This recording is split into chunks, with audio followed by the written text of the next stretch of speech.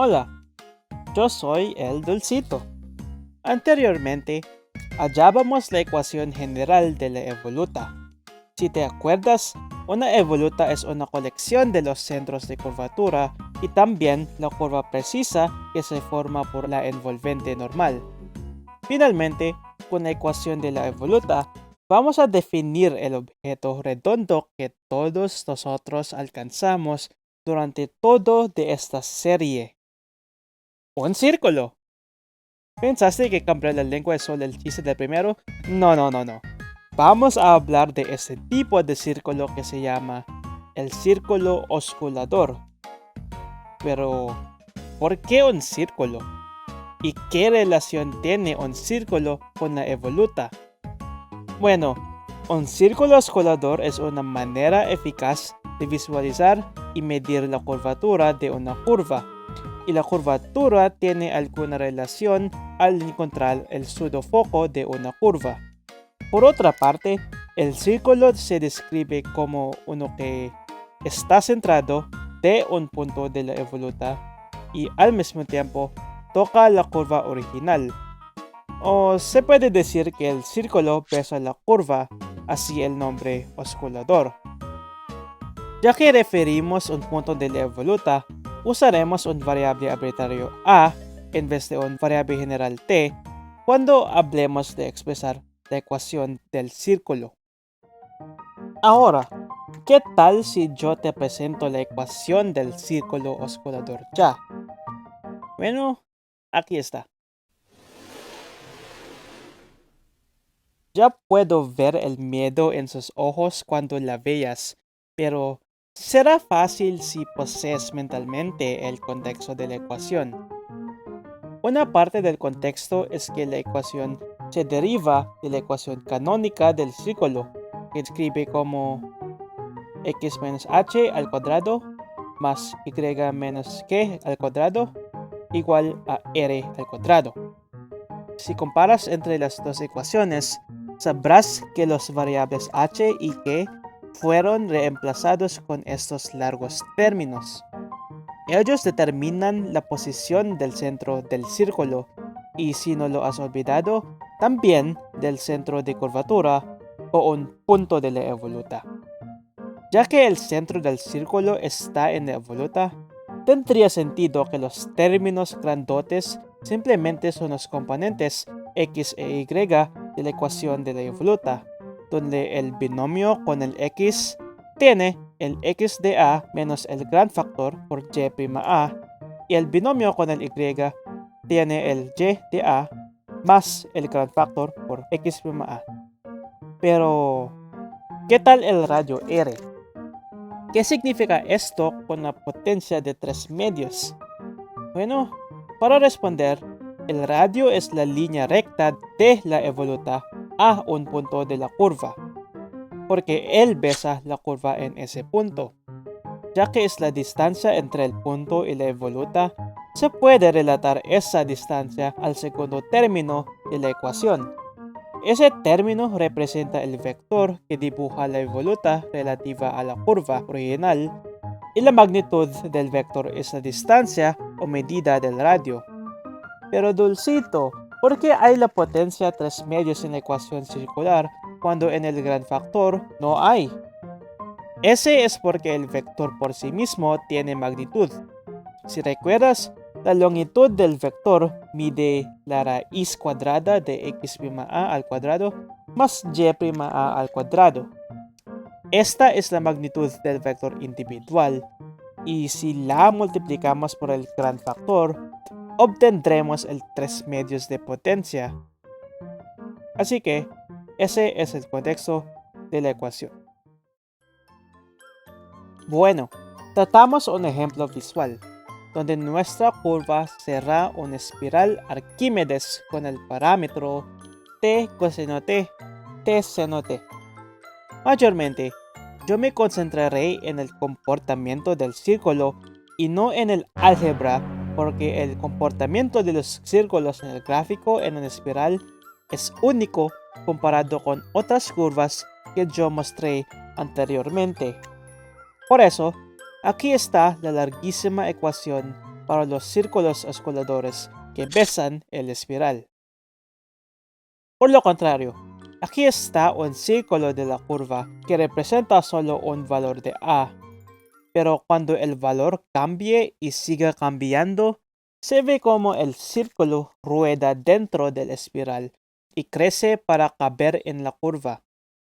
Tú viste en otros ejemplos que el círculo crece a la infinidad cuando un punto de la curva sea recta, pero aquí el espiral sigue curvando sin ningún momento que deje de rotarse para ser recta. Sin embargo, el círculo sigue creciendo cuanto más afuera dibujas el círculo y por eso implica que el espiral se hace más recta cuando A alcance un valor grandísimo. Tratamos otro ejemplo. Esta es una curva familiar si has visto el episodio 12. Se llama el astroide y es una curva que se expresa por la ecuación 3 coseno t más coseno 3t, 3 seno t menos seno 3t. Dada esa, aquí está la ecuación del círculo escolador formada del parámetro. Luego, aquí va.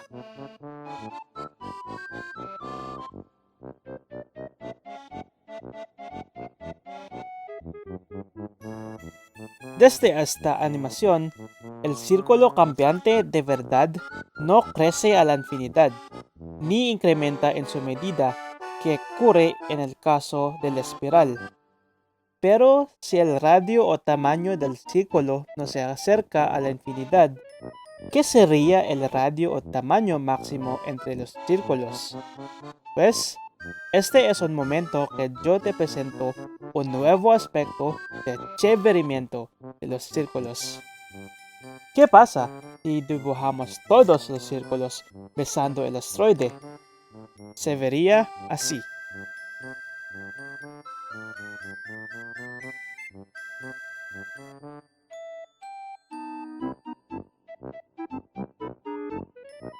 Dado que todos los círculos individuos estaban afuera de la curva, tiene sentido que la familia de círculos deja una hoja del asteroide.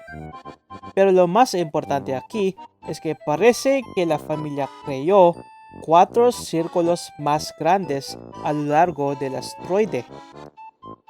Básicamente, estos círculos son los osciladores de tamaño máximo del asteroide, y también parece que el asteroide se forma de los círculos que encierran la curva.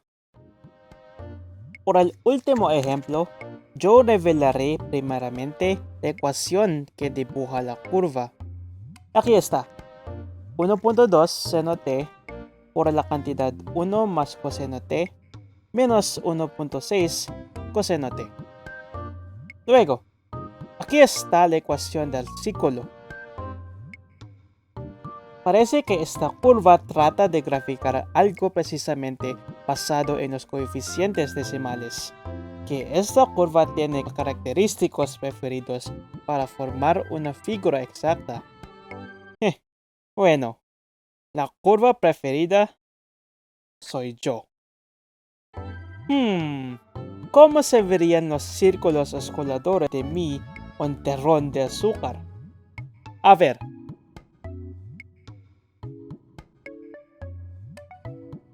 De una manera, merezco que el hecho que yo me pueda graficar a sí mismo en una expresión le da a mi avatar un significado geométrico, y me debo sentir orgulloso de eso. Pero, describimos esto. El terrón tiene 3 puntos donde el círculo es infinito. También tiene un punto de singularidad o cúspide donde no existe ni un círculo aquí, lo que yo olvidé de mencionar al ejemplo del asteroide. Esto ocurre porque la ecuación del círculo escolador en este punto es indefinido, donde los denominadores en partes de la ecuación son 0. Por otra parte, dibujemos la familia de círculos que besan el terrón.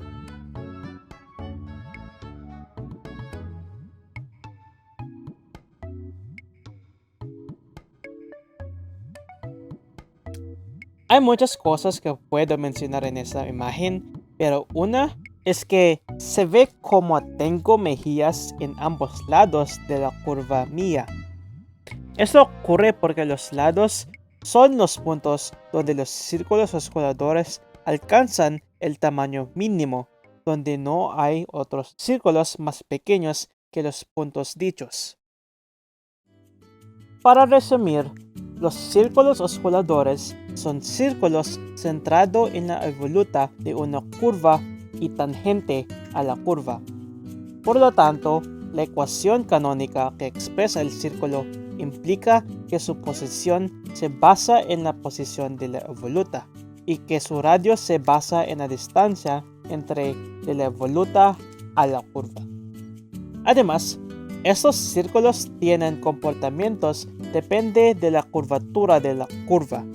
Si la región alrededor de un punto de la curva parece recta, el círculo tiende a hacerse grande. Si la región alrededor de un punto de la curva curva mucho o dobla fuertemente, el círculo tiende a hacerse pequeño. Últimamente, por dibujar todos los círculos osculadores de la curva, se puede ubicar un círculo cuyo tamaño es un extremo local de la familia de círculos. Y eso es todo en este video. Luego, sálgate, cabrón.